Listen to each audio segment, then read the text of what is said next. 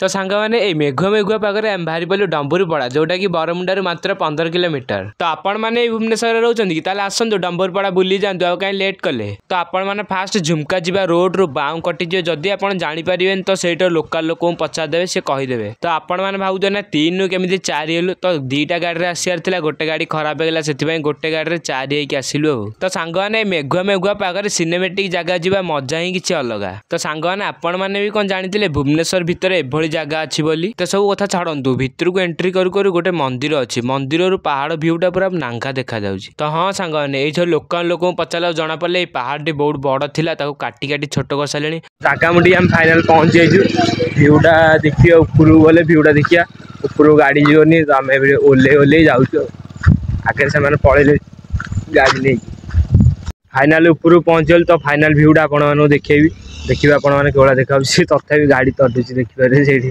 कौटी गाड़ी रखिए बोले बाउली हो।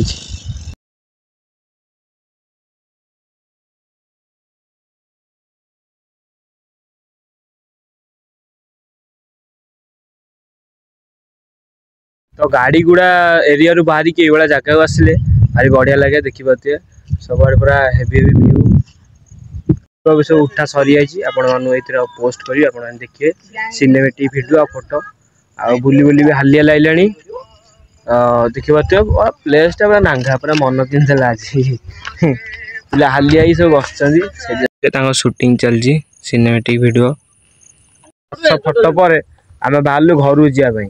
तो पिला तथा सरुनी तो चली आम ए घर जीव तो भिडियो भल लगे से मन छुई तो लाइक शेयर कमेंट करेंगे चैनल नुआ सब्सक्राइब करेंगे। रही सांग जय जगन्नाथ।